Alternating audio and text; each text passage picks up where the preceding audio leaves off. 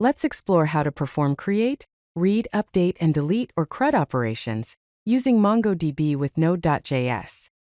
We will use MongoDB, a NoSQL database, along with Node.js, a JavaScript runtime environment, to perform these operations. CRUD stands for create, read, update, and delete. These are the four basic operations that can be performed on data in a database. Create refers to inserting new data into the database. Read means retrieving data from the database. Update is for modifying existing data, and delete is for removing data from the database. Each of these operations is fundamental to managing data in any database system. To begin, first install the MongoDB driver for Node.js using the command npm install mongod. Once installed, include the Mongo client from the MongoDB library using the const Mongo client equals require mongod.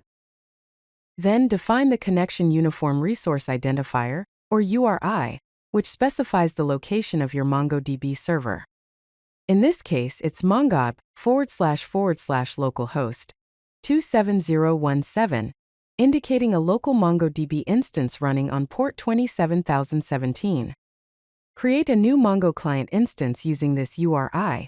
Const client equals new Mongo client, URI. This sets up the basic connection to your MongoDB database.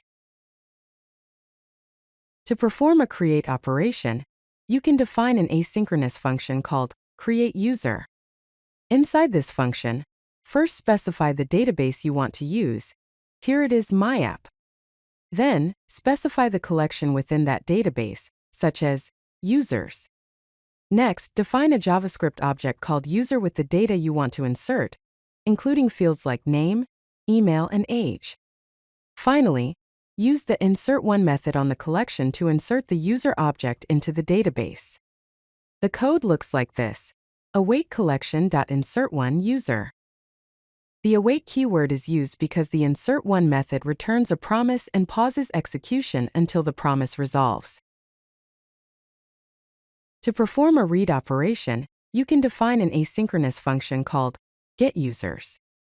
Inside this function, specify the database and collection you want to query, similar to the create operation.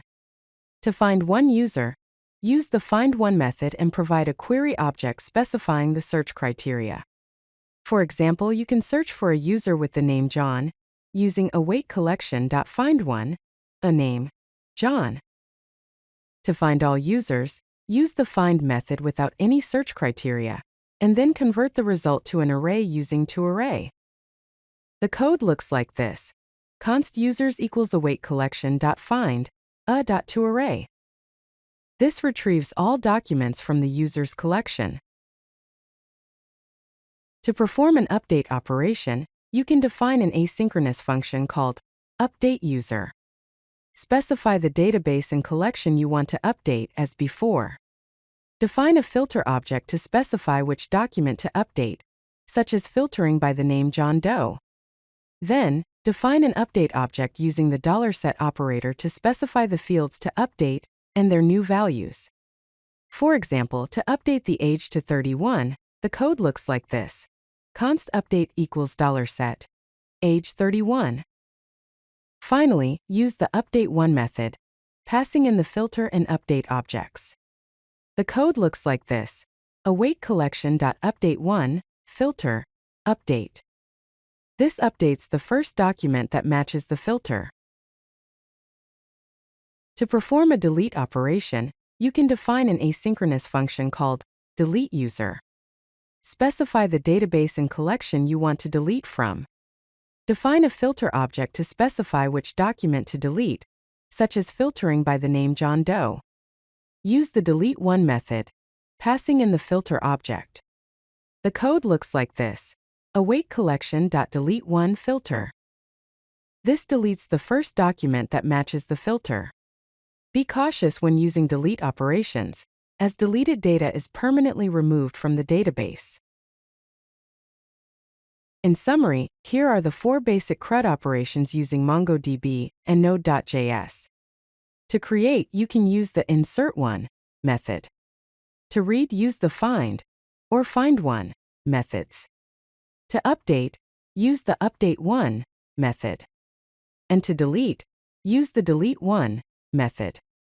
These methods allow you to perform all the basic data management tasks in your MongoDB database using node.js. If you like this video, hit that like button and don't forget to subscribe. Visit CodeLucky.com for more such useful content.